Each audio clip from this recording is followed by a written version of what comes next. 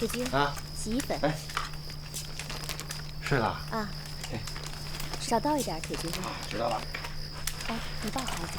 哎，不用不用，我真不用，你好好待着啊。林哥，你先歇着吧，一会儿我给孩子做饭。没事。小晴啊，你就让他表现表现吧。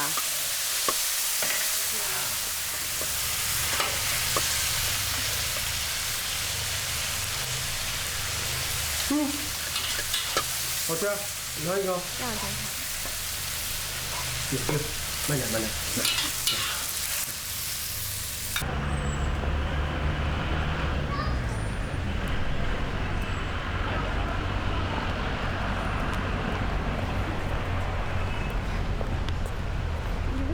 哎，小同学啊，曼景南路怎么走啊？前面向左转。哦，向左。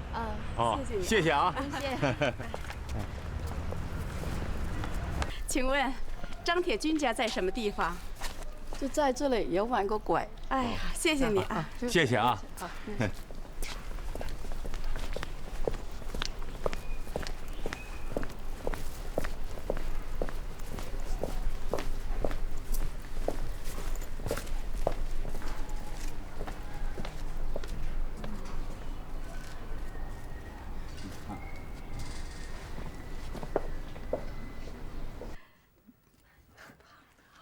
爸妈，您看这孩子像谁？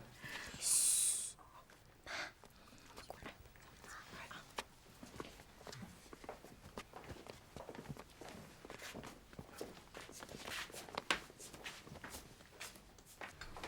安心不是叫你们早点过来的吗？怎么现在才来呢？嗨，一来是他爸爸在家里有些事，一时脱不了身。哦。二来呢，安心要临产，一定会有好多事都要做。哎，好。我们别帮不上忙，还添乱。再说有您亲家母照顾着，我们就100个放心了。是。都是自家人了，这来就来呗。你们看，还带这么多的东西。我们都知道您对安心特别好，比对自己亲闺女还好。我们早该来谢您。这些呀，都是我们那儿的土产山货，不值钱的东西。哎呦，人参再造丸、珍珠暴龙丸，都是云南的名药，很贵的。都说我们青棉是一屁股坐得3颗药嘛。我们老安呐是行医的，我们也拿不出别的。是啊，我是做医生的，这走亲戚的，送点药，人家也不会见怪。对，哪能见怪呢？其实啊，我应该到青棉去看你们。青棉我还真没去过呢。妈，我下次陪您一块儿去，我们那儿可美呢，空气好的，连太阳都比广平的亮，花儿都比广平的红呢。青棉的我是要去的，看看那的风景啊，到底有多美，把我们家安心呐养得这么漂亮。妈不是跟你说过吗？好媳妇两头瞒，坏媳妇两头传，这是非呀是越传越多。你就记住，在背后千万别说别人的坏处，说别人的坏处，对自己绝对没有任何好处。妈，我都记着呢，我也不会说人家坏话呀。你知道不知道，一般家庭里最容易闹纠纷的是什么？什么？是钱。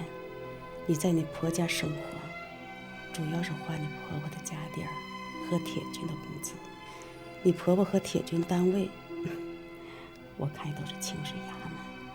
我知道，铁军去南德当记者这半年也没什么外快，有偿新闻也不比以前来的公开了。所以呀，你在婆婆家尽量节俭，尽量少花钱，也别管钱。花了钱呢，都记上账。家里的钱，你要是光花不记，时间一长了，都不知道怎么花了这么多，很容易让人误会。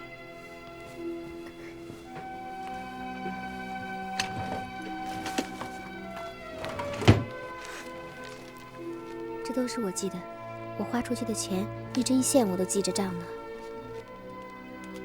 在这儿。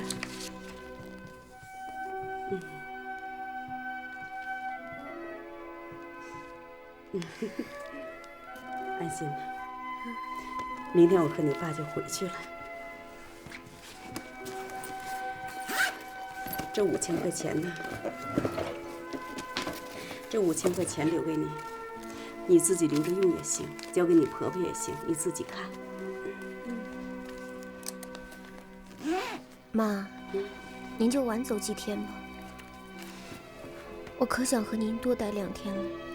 婆婆和铁军不是留您吗？您干嘛急着走啊？我们还是回去吧。我和你爸住在这儿啊，你婆婆她总得陪着我们，照顾我们，肯定休息不好。家里住个客人，主人可累了。我和你爸帮不了你什么忙，也替你长不了什么脸面。我们能不让亲家挑理，能不让你在婆家没面子啊，就行了。怎么会呢？爸爸这次送的那些药，我婆婆也懂的，那都是贵药，都是挺重的礼了。哎，妈，我爸的中药厂现在怎么样了？生意好吗？我一直没有跟你说，家里的事儿啊，我们不愿意牵扯你的精力。你爸爸的厂子早就赔了本，关门歇业已经半年多了，还缠了一身说不清道不明的罗圈债、三角债。二手商还不了他的钱，他也就还不了药农的钱，和债权人、债务人整天打架，就差打官司了。我早就说过，你爸不懂做生意，这样的下场也是意料之中的。我会帮助你爸把这事儿处理好的，你就别跟着操心着急的了。这事儿呢，也别跟铁军和你婆婆他们说啊。妈，这钱你们拿回去，我在这里真的不需要。家里的忙我已经帮不上了，我要是再拿家里的钱，我心里头不好受。妈，您就放心吧，婆婆对我挺好的。你要不用这钱呢，就交给你婆婆。你生了孩子，我们娘家人又不出钱又不出力的，让人家挑理。听妈的话，把钱交给你婆婆。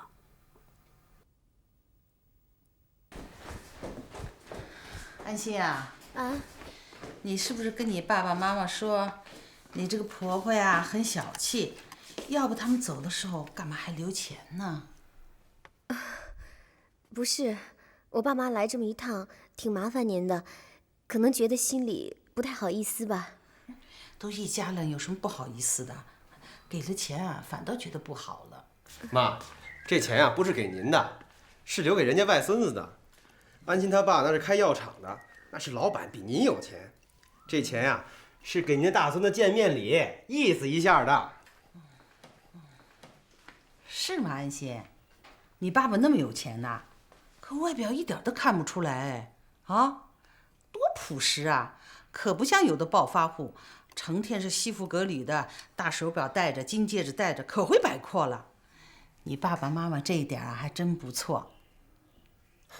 妈，安心的爸爸妈妈倒是知识分子，您怎么拿那些暴发户跟他们比啊？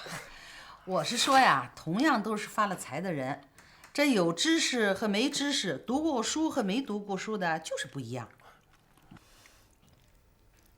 在广平生小熊的那段日子里，我努力想让自己忘了毛杰，忘了过去。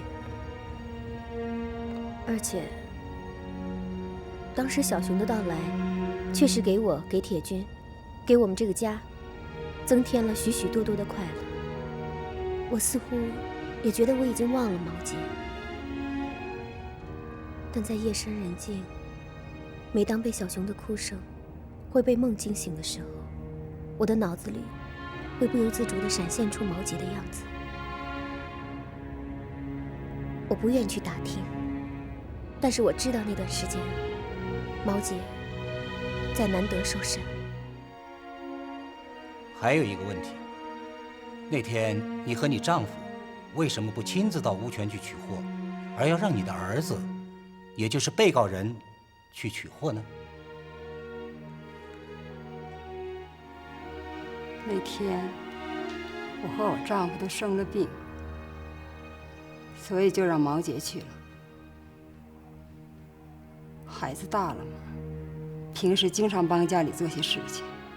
我们告诉他，到屋前找一个拿旅行箱的人，然后把密码箱交给他。我还告诉他，那旅行箱里有一些茶叶。那个人是卖茶叶的。你们有没有告诉他，那个旅行箱里边装的什么东西？没有。我怎么能告诉他这个呢？孩子还小，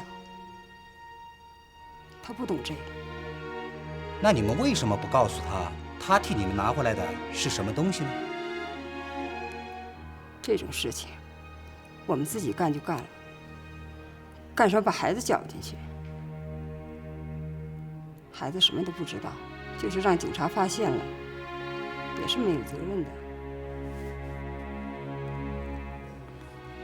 我问完了。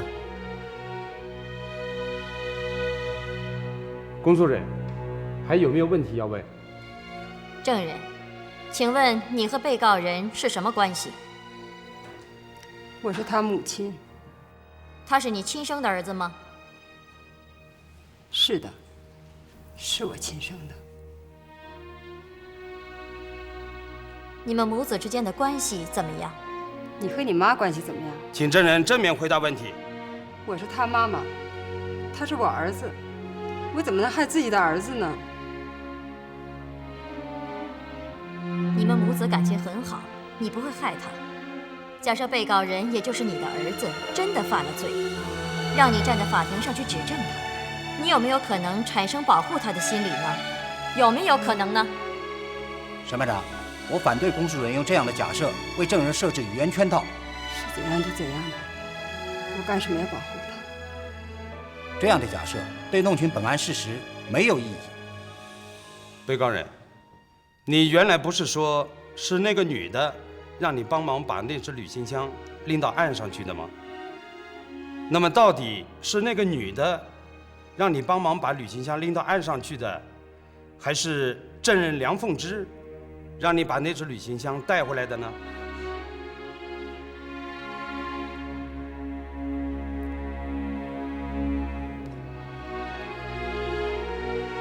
被告人请回答。不，那是我让他把旅行箱带回来的，他什么都不知道，他不知道里面装的是什么。证人不要插嘴，没有问你，不要插嘴。那只旅行箱是证人梁凤芝让你带回来的吗？被告人，被告人请回答。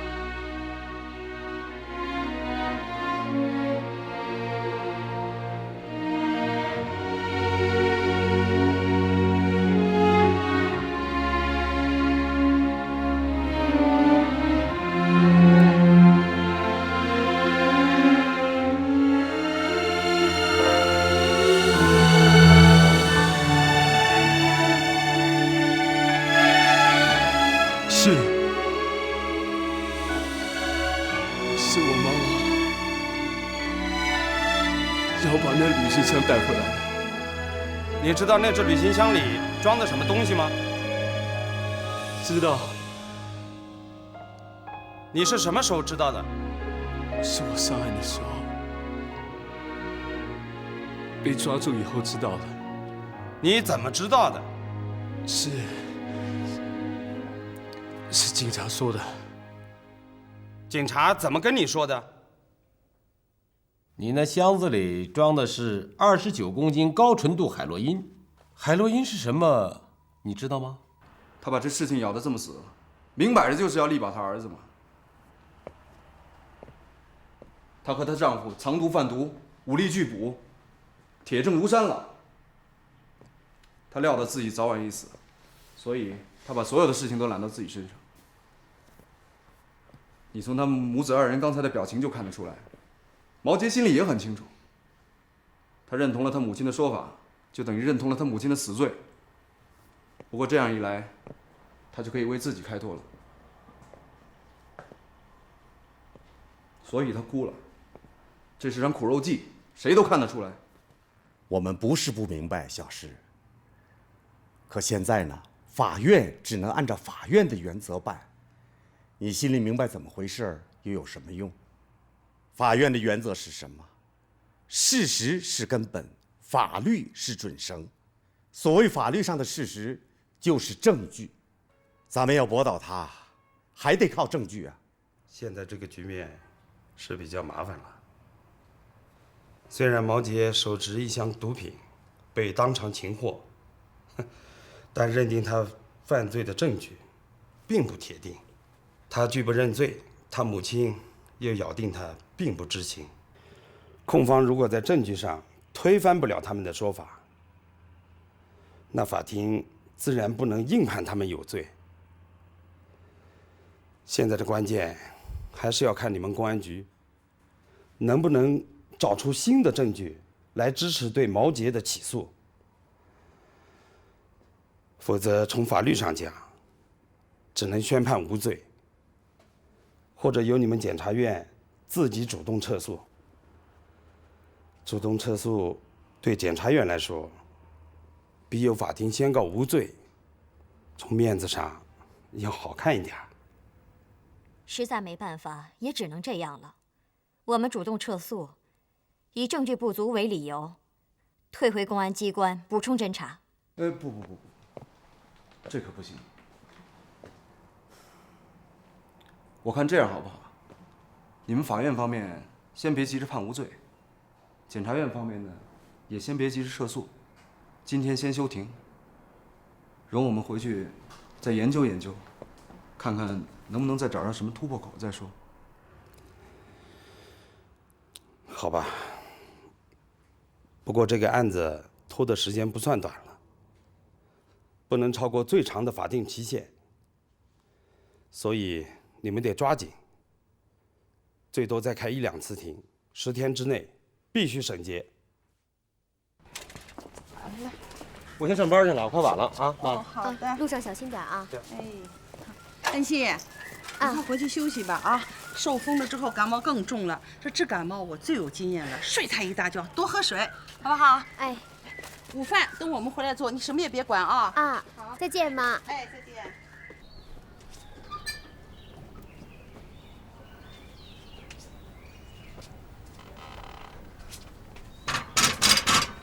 谁呀？我。队长，您怎么来了？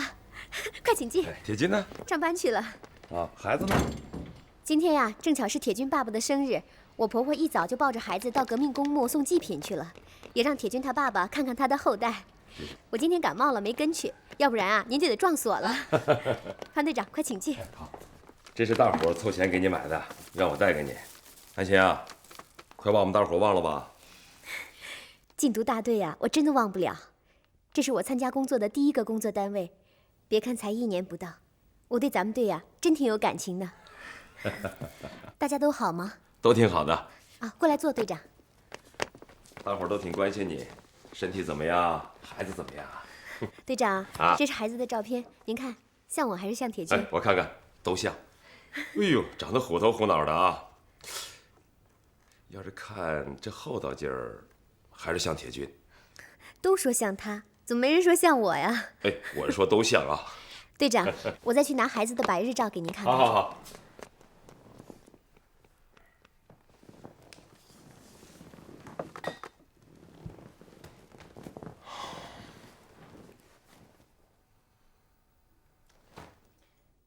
队长。啊。您不急着走吧？他们中午就回来。待会儿呀，我把铁军也叫回来。您来了，他得请您吃饭。不行，中午我还得赶回去。这次我来看见你跟孩子都好，我就放心了。安心啊，有一件事情还要跟你商量一下，就是毛杰那个案子，你恐怕这2天还要回南德一次。毛杰的案子不是已经结了吗？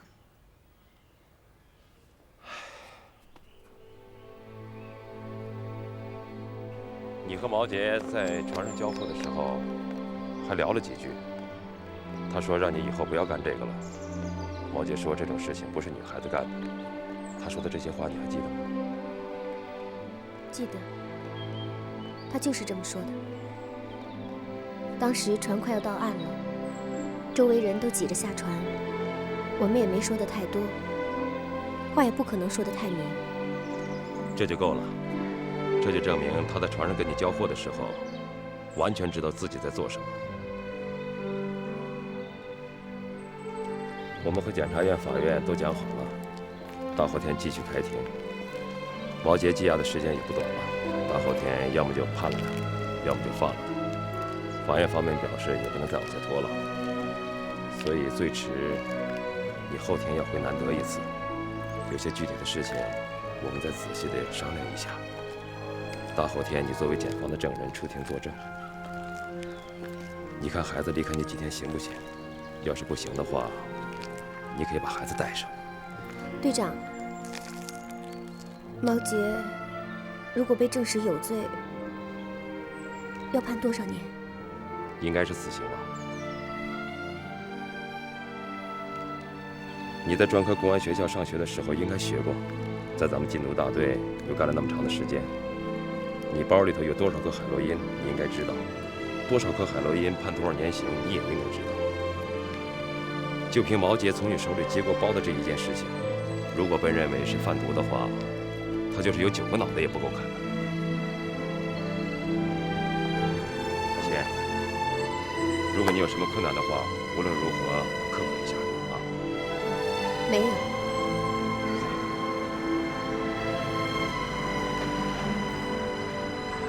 那我走了，多保重啊。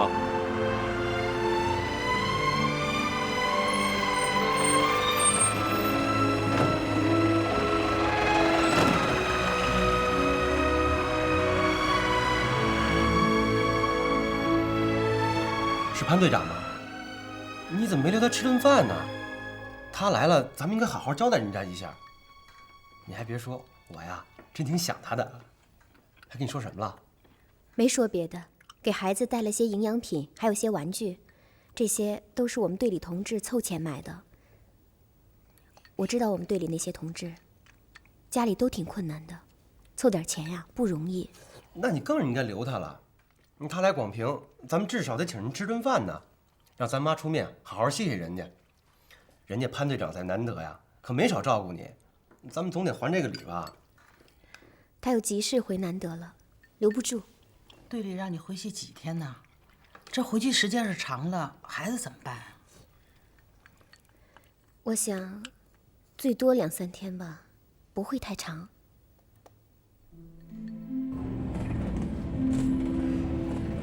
在后来的一段时间里，潘队长和队里其他一些人，陆陆续续跟我说了毛杰和他妈妈在法庭上互相开脱掩护的情形。我能想象到那个场面。当然，我知道他们贩毒运毒罪在不赦，但从母子之情、以死相救的单纯角度来说，他和他妈妈在法庭上那样做，确实让我心里震动了一下，有种说不出来的滋味。尽管我知道我是一名警察，我是一个在抓捕现场执行任务的警察，我到法庭上去证明罪犯有罪是我不能推卸的职责，但是我心里确实不愿意由我本人站到法庭上去面对自己昔日的朋友。尽管我和毛杰没有太深的感情，但让我去指控毛杰，并且最终把他送上刑场，我心里还是有些障碍的。也许我受我爸爸妈妈文人气质的影响太大了，在感情上和心理上还没放得这么开。那种特别无情、特别狠的事，我真的有点干不来。我也知道我不该心那么软，和我的职业太不相称了。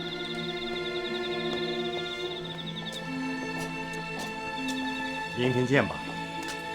但愿这是最后一次开庭了，是杀是放，早点定了算了，我们也耗不起了。安心的证词应该是够劲的，我想明天应该没问题。老李啊，谢谢你啊。好，来，再见，再见，再见。来。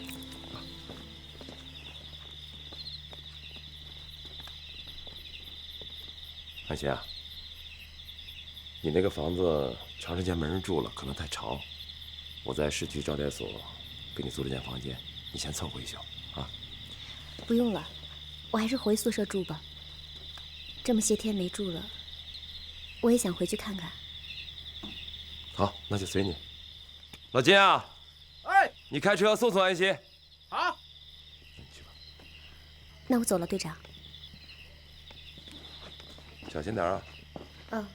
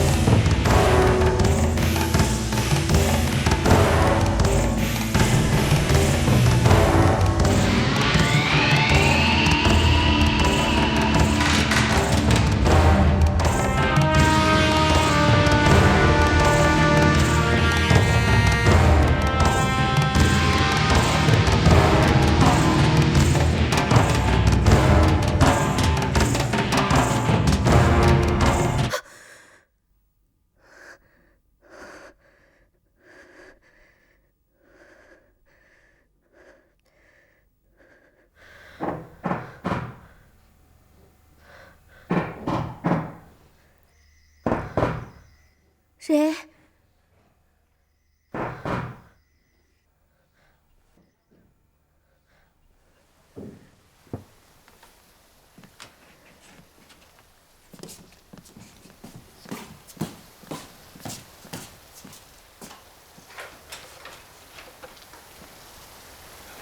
队长。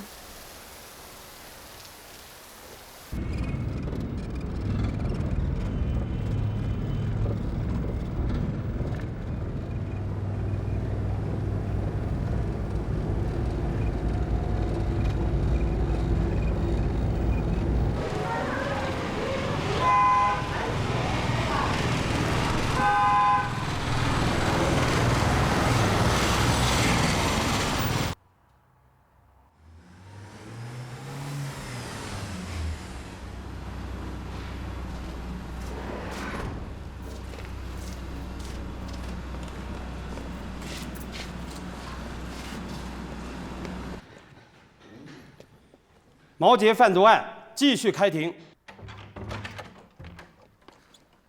请证人出庭。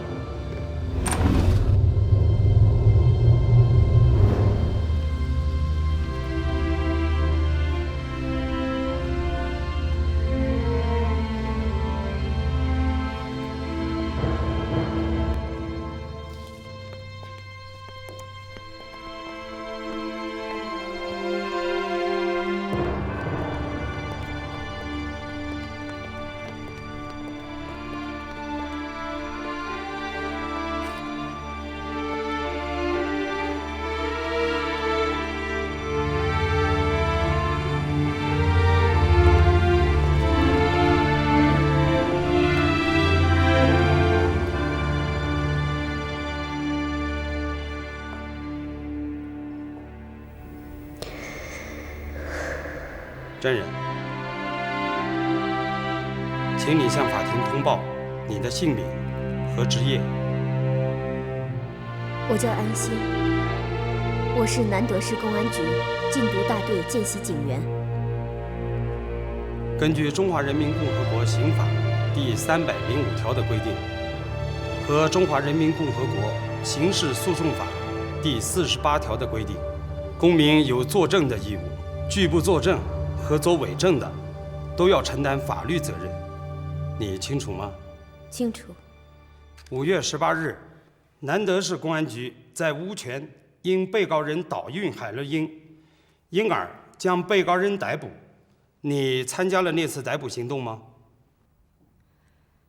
参加了。现在请你看一下，那天你们抓捕的那个接运毒品的人，是被告人吗？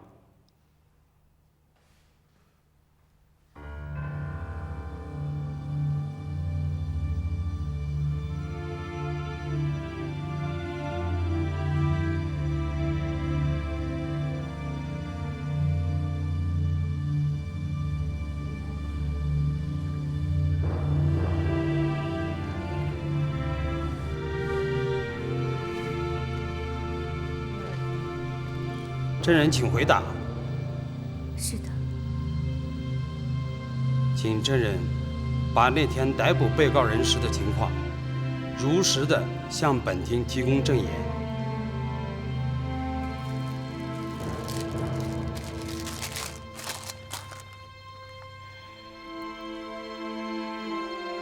审判长，现在我就被告人毛杰在1999年5月18日被捕时的情况向法庭提供证言。本案是在97年4月15日立案侦查，经过公安机关1年多艰苦细致的侦查调查工作，于1999年5月16日，在南德市成功地抓获了从境外进来的毒贩蔡某，当场缴获高纯度海洛因29公斤。根据蔡某交代，他将于第2天在乌泉河的摆渡船上，将这批毒品交给一个拿着大象牌密码箱的人。第2天，根据公安机关的部署，我奉命带着毒品去乌泉街头，在摆渡船上与被告人相遇。我和在场的其他执行任务的侦查员都亲眼看到，被告人在船快到岸的时候，才从一只尼龙袋里突然取出那只大象牌密码箱。很显然，只有刻意的掩护与伪装才需要这样做。当时我看到被告取出这个密码箱的时候非常吃惊，因为我以前认识他。证人，你和被告人是怎么认识的？我和被告是1年多以前在南德立新小吃店认识的。那天我们都在小吃店用餐，有一伙流氓和我们打架，被告受伤了，我送他回家。后来我们互相来往过几次。当你和被告人发现互相认识以后，被告人和你交接了那只旅行箱了吗？交接了。我看到他拿出那只密码箱，我就上前对他说了暗语。怎么你也在这条船上？你知道今天下雨吗？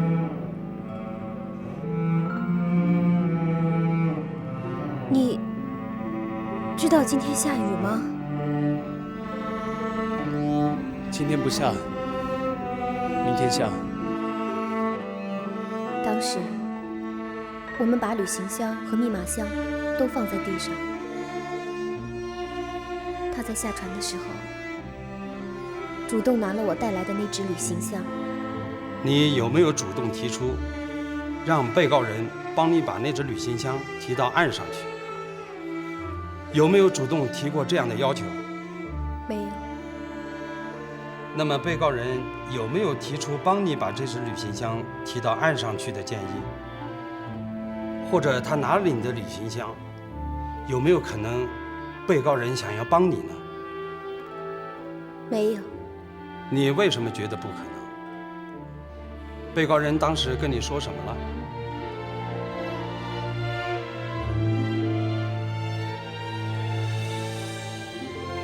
说了。说了什么？他问我为什么要干这种事，他让我以后千万别再干这种事了。以后不许你再干这个，这不是女孩子该干的事。不管你干了多久，这个是最后一次。根据你的理解，被告人让你以后千万别干这种事儿，是指的什么事儿？是指贩毒运毒。被告人毛杰，证人上述的证词是不是事实？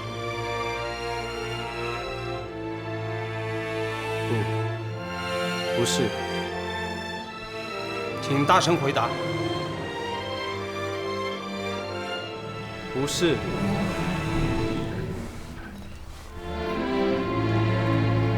请你详细说明哪一句不是事实？哪一句都不是。你到快下船的时候，才把密码箱从尼龙袋里拿出来，这也不是事实吗？这个是事实。船上很脏，我怕把密码箱弄脏，才把它装到尼龙袋里。快下船的时候，我才把它拿出来的。你对证人说过，不希望他再干这种事儿的话了吗？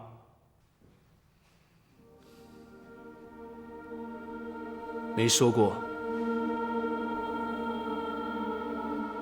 我因为和他认识，就和他聊天，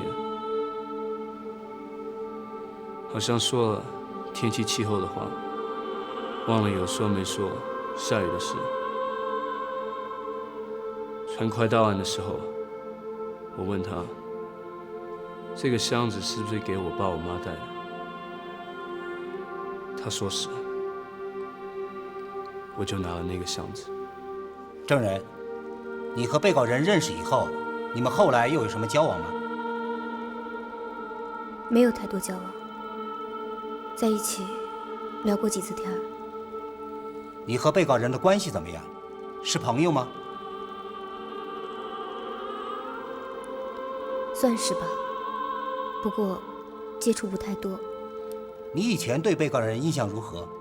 你有想到他会参与贩运毒品这种事儿吗？了解不太深，表面上看，他的性格比较冲动。沈班长，我没有问题了。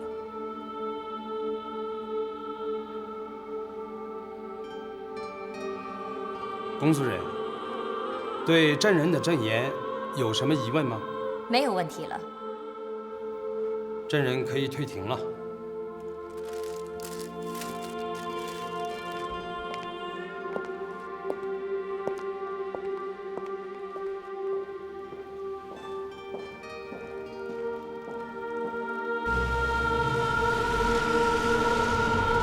小安，你今天表现得不错，头脑冷静，条理清晰，特别是那个律师的发问，你回答得很有水平，让他抓不了什么了。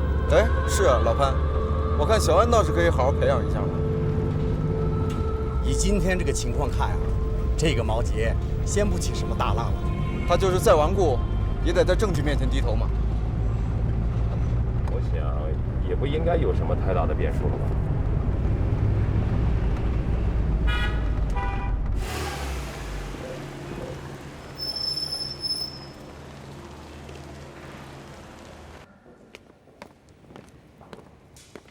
一盏广瓶的。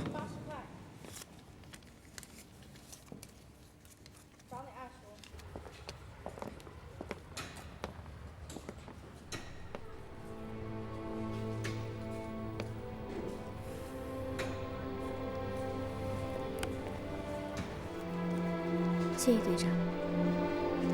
我给铁金打电话了，他会到车站去接你的。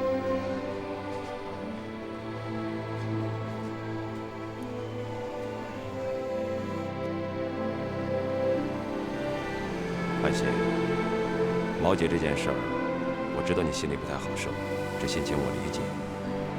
过去你们毕竟朋友一场，可是他也毕竟干了这种事儿，这种沾毒的事儿是没法原谅的，不是我们无缘无故的往死里整的，是他自己干了杀头的事儿。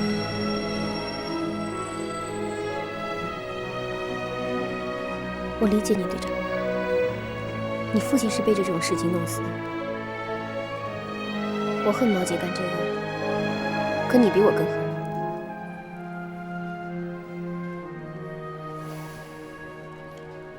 安心，你要是觉得我还有队里的其他人，我们干禁毒是出于个人感情，是跟那个玩意儿有仇，你要这么想可就错了。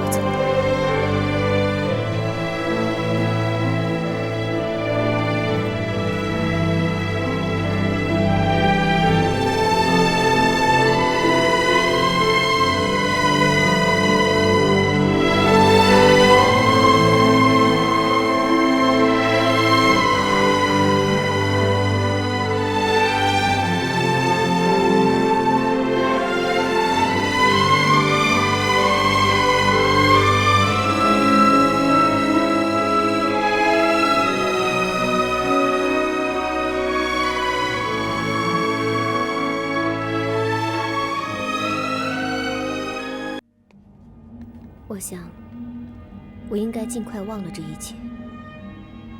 遗忘对我来说，就是一种心理治疗的方法。我必须从现实生活中找到一种力量，这个力量就是我的家庭、爱人和孩子。那个时候，在我心里，理想、事业、工作，好像一下子都变得无所谓了。那个时候，最让我感到温暖、感到安慰、最值得我去珍惜的，就是我的这个家。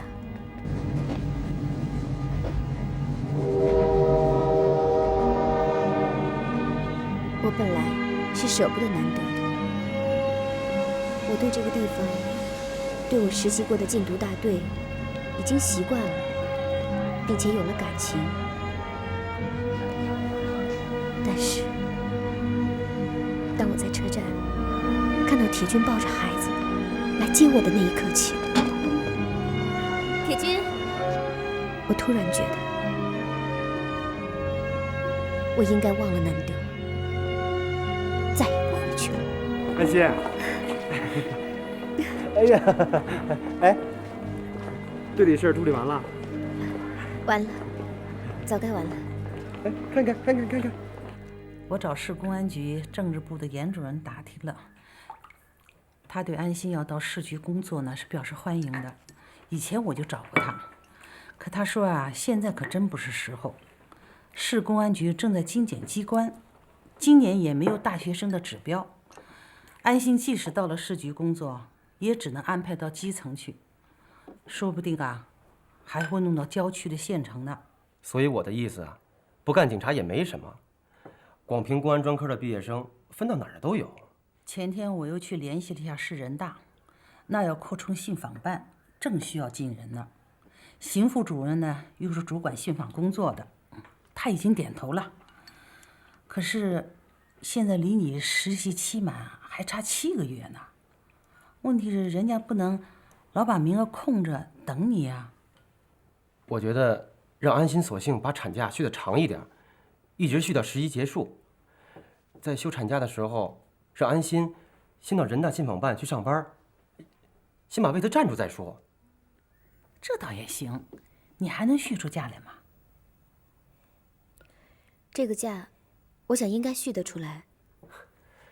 等过几天呀，你再回队里一趟，把这事儿办牢靠了，你就说你和孩子身体不好。哎，需要医生证明的话，我去给你搞。不用，我们潘队长对我不错，人也通情达理。过些天我给他打个电话，说说就行。无论是检方公开的材料，还是我方调查了解的情况，我们认为，检方证人在乌泉的船上和被告人之间进行的那段天知地知、你知我知，但无第三人可知的对话，因为无从印证真伪，所以不足为证。最后一点，我们认为那位检方证人根本不具备担任本案证人的资格，原因很简单，那就是证人与被告人之间是情人关系。我们有证据表明，在被告人被捕前不久，证人因为要与他人结婚，急于摆脱被告，在摆脱不成时，有可能不择手段制造罪证，陷害被告人于死地。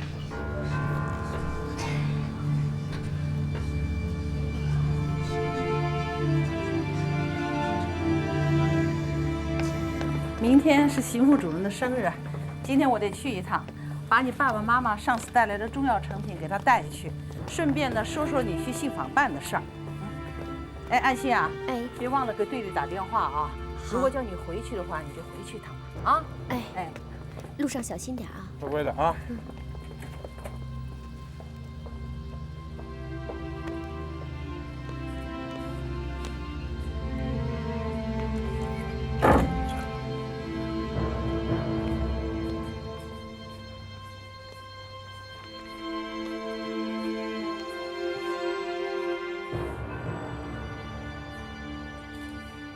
审判长，我们在调查中发现，证人与被告人之间的关系，显然不像证人在作证时向法庭谎称的只是一般认识的关系，而是保持了相当一段时间的恋爱关系。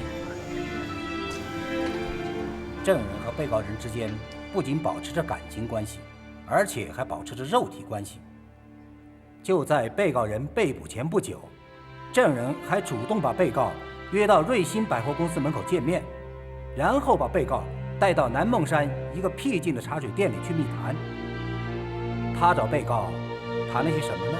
我们提请法庭传唤那间茶水店的老板作为证人出庭作证。传证人胡娟出庭。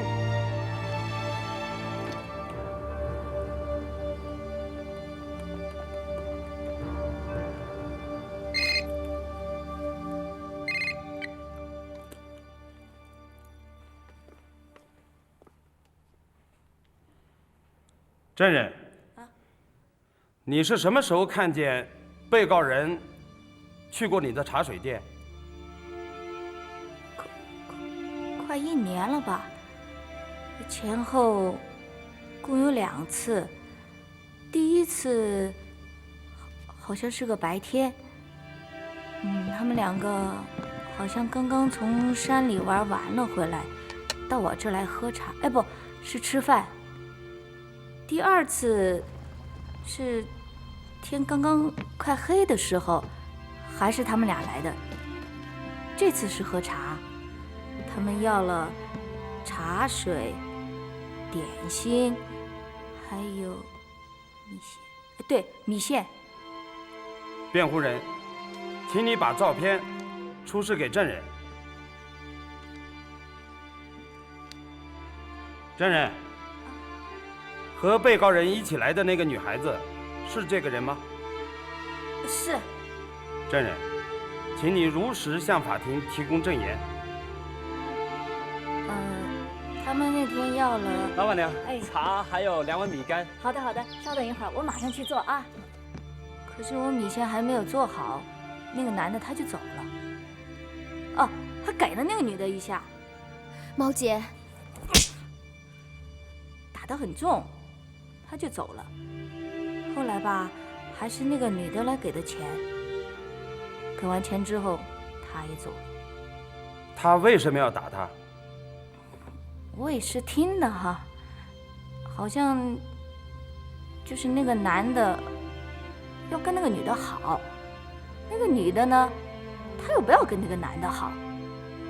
讲着讲着，他们就不知怎么回事就吵起来了。辩护人还有什么问题要问吗？我没有了。证人，你怎么可以肯定那天和被告人一起去的那个女孩子就是辩护人所说的那个人呢？ 1年以前的事了，你有没有可能记不清楚了呢？不会的，他们2个前后来那2次，我店里都没有人。再说他们穿的又漂亮又那么年轻，所以我印象很清。再加上那个男的吧，哦，就是他，他脾气很大，还打了那个女的，所以我印象就很深。公诉人还有问题吗？没有问题了。请证人退庭了。辩护人还有其他证据要向法庭出示吗？有，在我的手里有一份今年7月21日出版的《南德日报》，这上面有一个整版的反映南德公安禁毒大队事迹的报告文学，标题是《人民卫士：当代英雄》。在这篇报告文学中，就有关于某年轻的女禁毒警大义灭亲，在乌泉亲自抓获自己参与贩毒的男朋友的事迹。虽然没有指明，但里面描绘的内容和本案发生的时间、地点、情节、人物几乎完全一致。这篇公开发表的对南德公安禁毒大队的采访文章，也足以说明证人与被告人之间的真实关系。而这一事实，在证人向法庭提供证言时，却被有意地隐瞒了。因此，我们请求法庭根据上述事实，对南德市公安禁毒大队警员安心的证人资格重新进行审查和鉴定。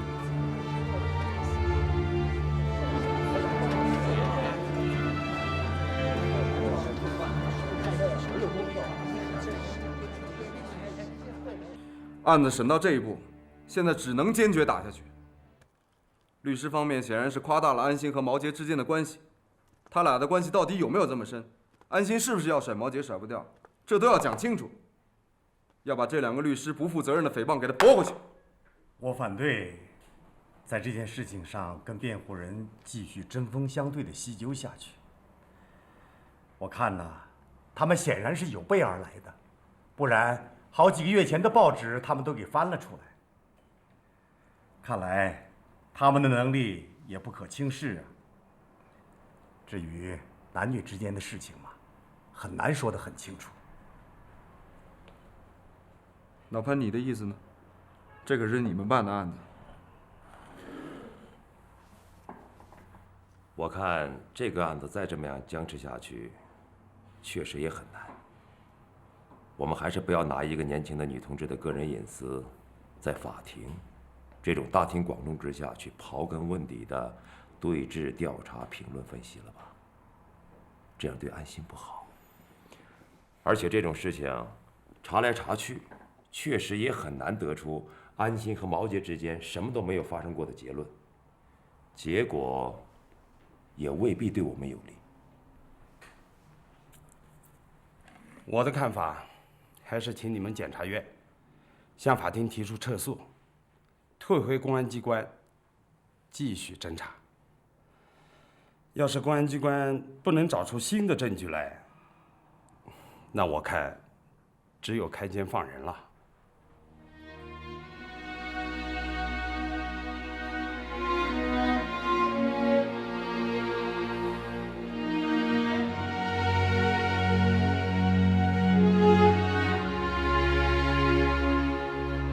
安心，你队里打电话了吗？我可跟邢主任说好了，邢主任今天痛快极了，当着我的面给市人大信访办就打电话了。你休假的事儿跟队里说了没有啊？我今天呀电话打了，就找不到潘队长。那其他的领导不行啊，这事儿就赶快定下来啊。这事儿啊，还是和潘队长说比较好，跟别人说，别人也做不了主。妈，我想要不这1、2天我就回一趟南德，我要真续那么长时间的假，以后真要不回去了，我队里有些东西和材料也要交代一下，还有我宿舍也得收拾了。也好，回去一趟，把事儿啊办踏实了啊。哎，你什么时候回去啊？最好能和潘队长先通上电话，省得回去了他还不在。是南德公安局啊，姓潘的哦，潘队长啊，他在。哎，你等着啊，哎。乖啊。喂，潘队长，我给您打了好几次电话，你手机也一直关着。啊。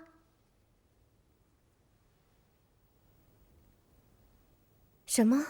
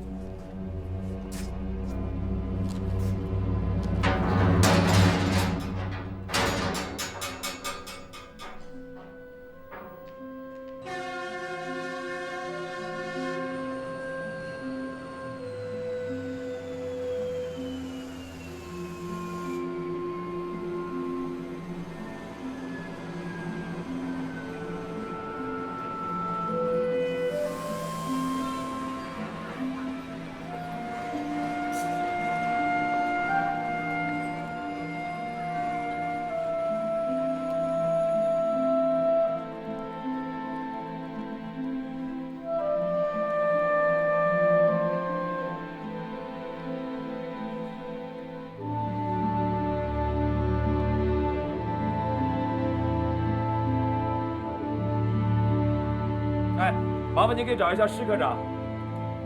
好。也许啊，他早就不在这里了，早就去了广西、广东或者什么更远的地方了。还有他那个始终没有露面的哥哥，也不会留在这里，没准也去了缅甸或者泰国了。啊，施科长，我老潘呐。上次那个案子，我们跟线人又接触了一下，他提供了一些有用的线索，我们再研究研究。好，再见，哎。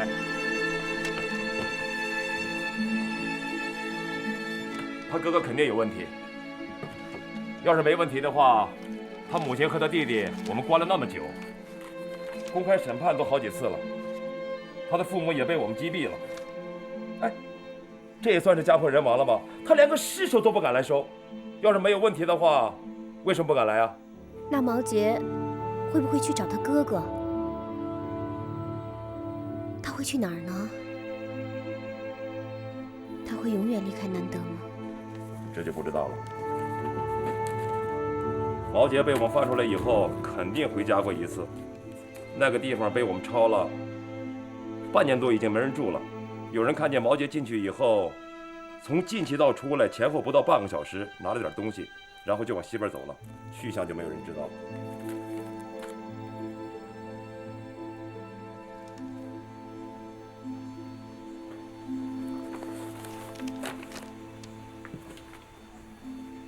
你不是不愿意他死吗？不，我只是不想他死在我手里。你怕什么？怕他的兄弟和同伙报复你？怕你自己的良心受不了？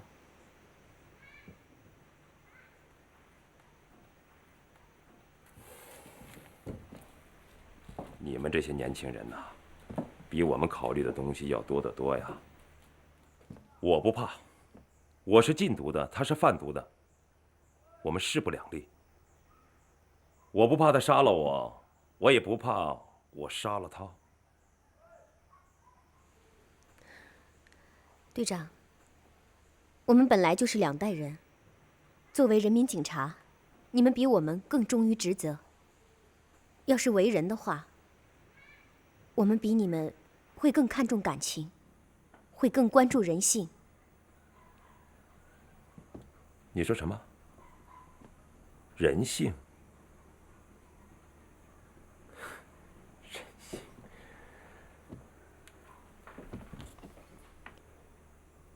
假使有一天，你和我和毛杰狭路相逢，你会怎么样？你会跟我一起举枪，对准他吗？我会。假如他要逃跑，你会向他开枪吗？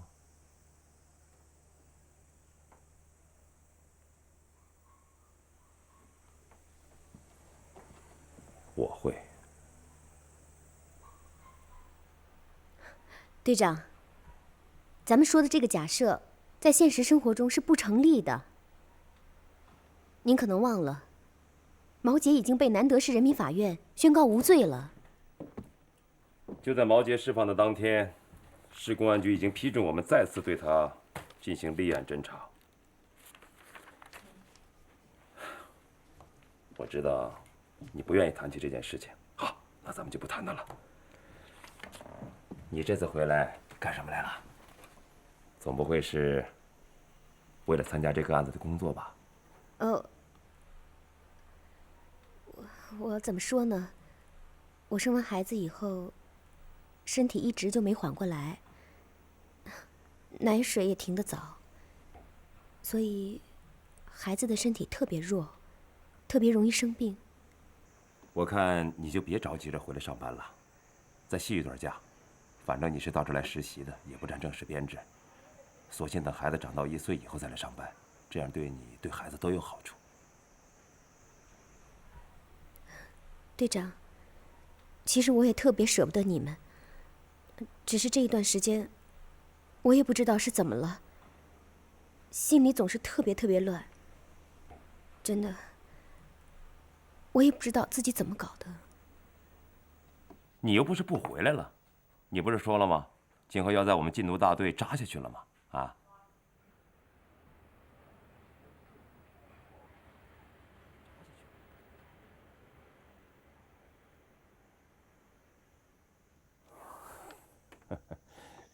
你就是为了这个事儿回来的？你打个电话来不就行了吗？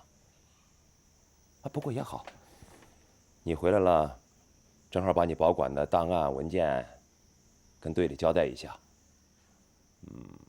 你就交给老梁吧。好，我在南德也要住几天，我宿舍里的东西也要收拾一下。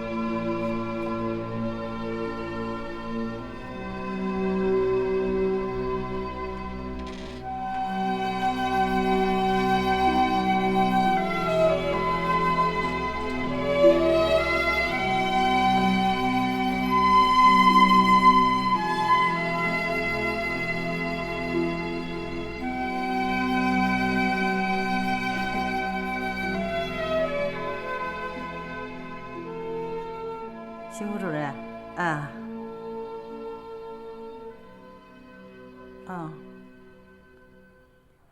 好，我马上就去。哎，阿姨，客人到了。你好，来，哎，你好，来，坐，好，坐。来，快沏杯茶去。哎，好。天气热吧？今天挺热的，哎，铁军呢？铁军上班了。好，来，哎，喝茶，好，谢谢啊。这新茶。老赵，有个事儿，我想我还是跟你谈一谈。你看，我跟老张过去，我们俩非常要好。老张在世的时候，我们可是无话不谈呢。邢主任，到底出了什么事了？等一下。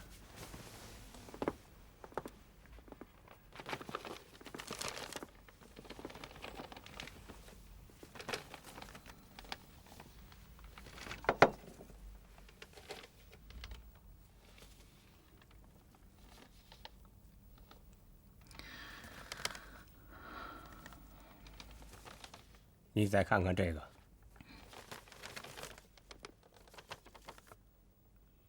这是广平市人大法律工作委员会出的一份情况研究，上面登了广平日报政法版记者写的一份情况反映，是关于南德市法院对一起贩毒案件的审判情况，其中揭露了少数公安人员陷害无辜的丑闻，在里边牵扯到了铁军的爱人。这份情况反映我也是刚看到的，上面提到了南德日报过去对这个事情做的正面宣传。我让秘书把这篇报纸翻出来查了一下，果然有这么一段，看来不像是假的。我知道铁军对这个爱人感情上是不错的，你对你这个儿媳妇儿也是不错的，可是他这些事儿还是应该让你们了解清楚。他的这种品行你们也应该知道。你看他跟铁军谈恋爱的时候又跟其他男青年乱搞，后来又想跟铁军结婚，又想甩掉人家，甩不掉吗？就利用职务之便对人进行诬陷。这种事儿如果传出去的话，对铁军、对你，还有老张同志的在天之灵，都是不光彩的事情。这种事情迟早会传出去的，所以我想让你们早一点知道，心里好有个数。名义上的光彩不光彩，好听不好听，这还都是小事。我担心的是这个孩子会不会根本就不是铁军的呀？这孩子好像是在南德怀上的吧？那个时候正是他背着你和铁军偷偷跟那个男青年来往的时候。孩子的名字还是我起的，叫张继志。我的意思是让他继承张志同志的遗志。如果这孩子根本就不是张志同志的血肉，那叫这个名字，那不是对老张的极大不尊重吗？我建议你们重视这个事儿，最好到医院去查一查，做个亲子鉴定，医院都是可以做的。如果你们怕声张的话，我可以托市第一医院的刘院长，我跟他挺熟的，让他替你保密就是了。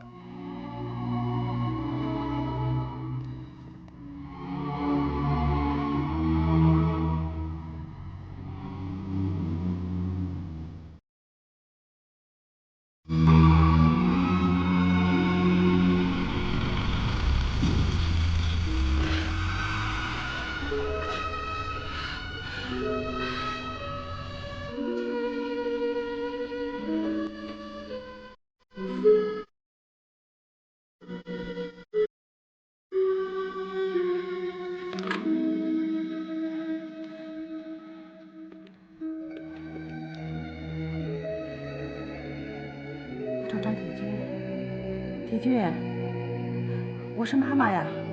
铁军啊，你赶快回来一趟吧啊！阿姨回来了。去做饭了啊。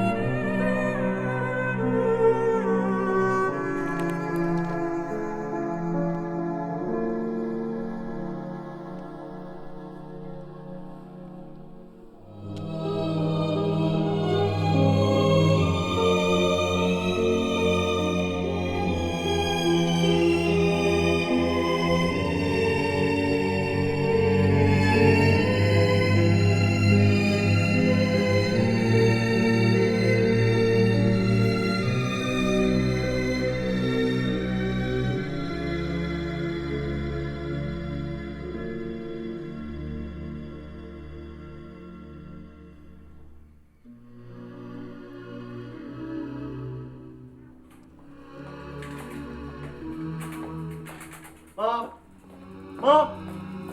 哦，铁军哥回来了。哎，我妈呢？哦，阿姨在楼上呢。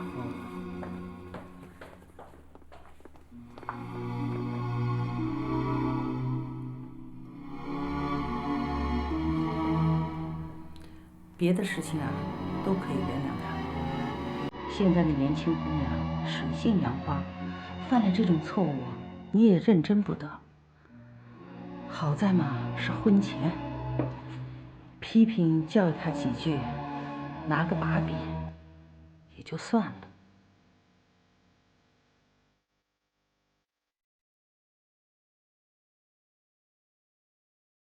可千万别是假的。千万别是那个嫌疑犯的。如果是的话，你要能接受，我也接受不了。就算我能接受，你在九泉之下的父亲也接受不了。我不能对不起你的父亲。这关系到你们张家传宗接代的大事。我没有权利给你们张家弄出个假的来。我看啊，咱们就按邢主任说的那样，到医院去验个血，验了要不是别人的，咱们也就放心了呀，好吗？你倒是表个态呀！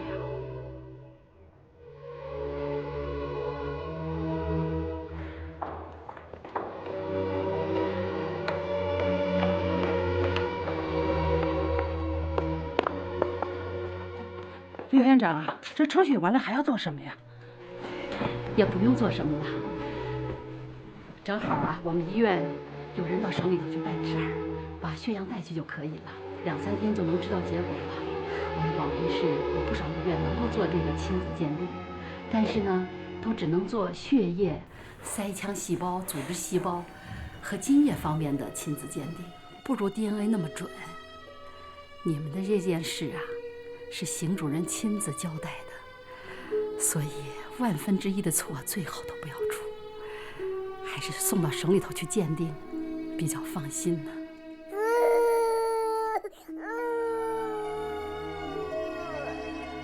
这是我每个月做的报表，这些都是传真文件，还有这些都是案件资料。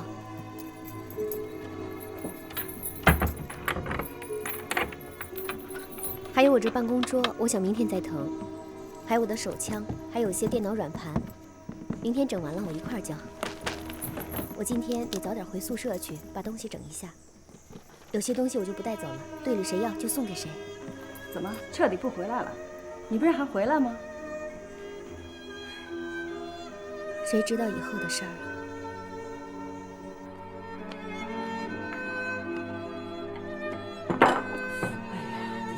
这么忙干什么呀？这点活都干不好。对不起。说什么对不起？我说错你了？哎，你给谁打电话？给安心，我想问问到底怎么回事。你现在打什么打？现在什么情况都不知道呢，你跟他怎么说呀？铁军，铁军！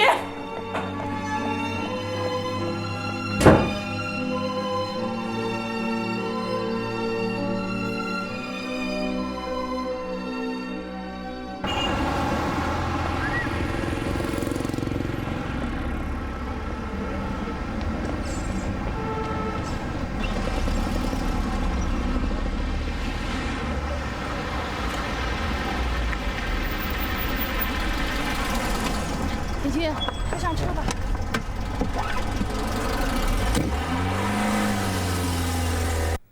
邢主任，结果出来了吗？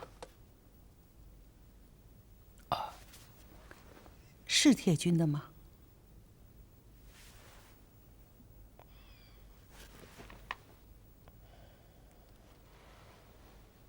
不是。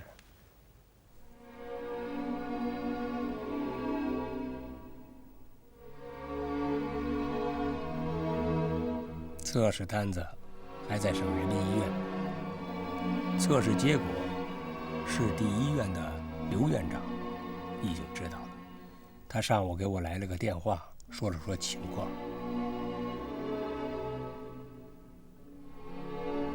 这个单子来了以后，你们还是看看，这个单子一定要收好。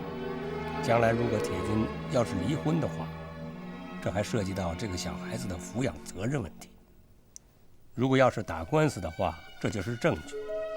基因测试结论，法院都是承认的，全世界都承认。不论这孩子要不要，这个名字是不好再用了。这个名字是我起的，我有责任提这个意见。既然他不是张志同志的后代，那叫什么继志啊？继谁的志啊？咱们回去。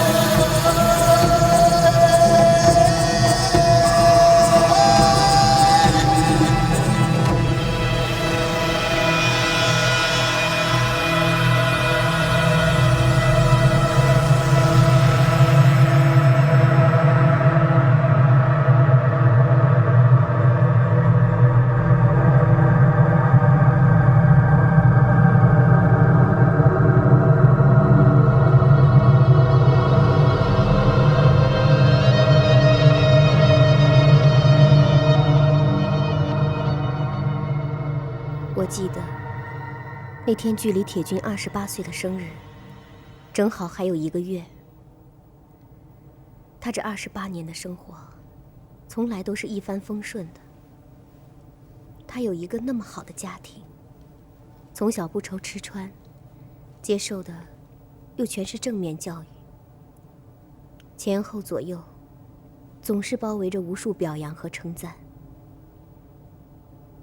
我们相爱之后，他对我很好，他爱我爱得一心一意。他一直觉得我这个人的人品好得没法再好了，所以当他听到在我的身上出现了这种辱没家门祖宗的丑事的时候，真像是个晴天霹雳。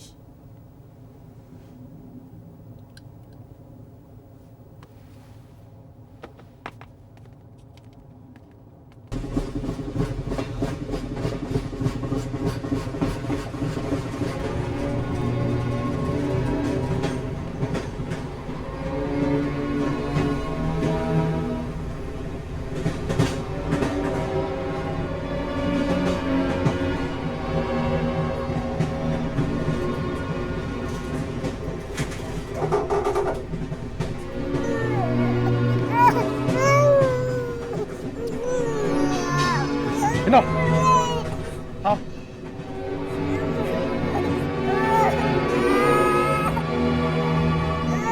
别哭了，哭！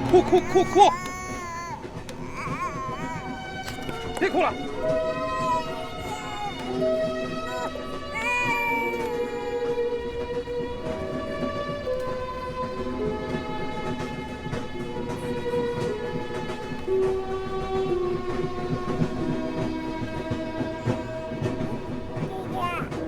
回什么家？回家！你这往哪儿尿？往哪儿尿啊？你往哪儿尿呢？哎，同志，你不能这样对待孩子。你这样打孩子，要把孩子打坏的。是不是该喂了？你应该哄哄他呀。带奶了吗？带的话，我可以帮你去喂一下，这样让他哭，会哭出毛病来的。哎，他是你的小孩吗？你是他什么人啊？你是他的爸爸吗？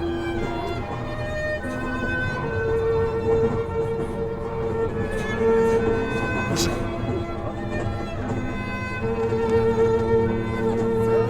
哎，走啊！哎，你别走，这小事怎么回事？你说清楚。你们闪开！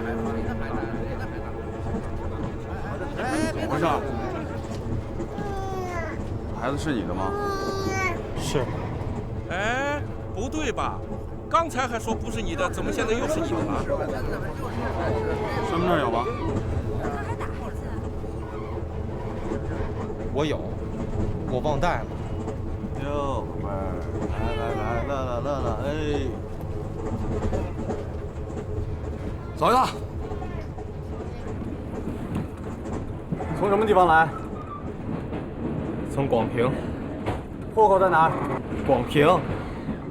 你跟这孩子什么关系？父子关系。父子关系。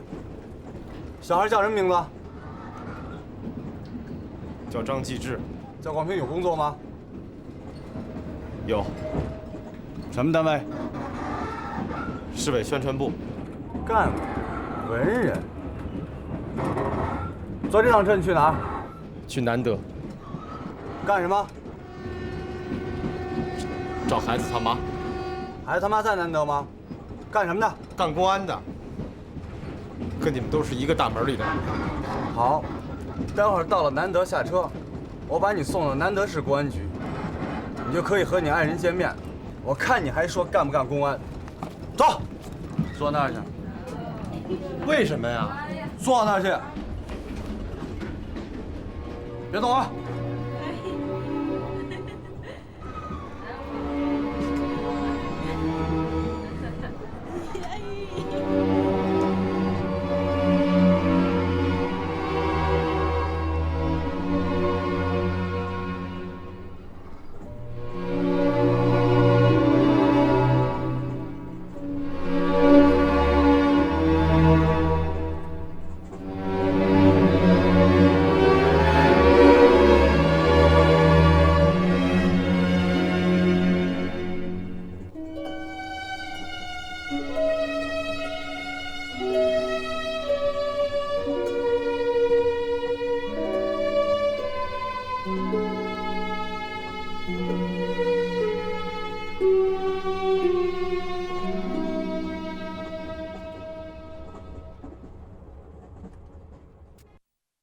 请记住冬夜里我的叮咛，请留下月光中我的希望，请让我亲吻着你的名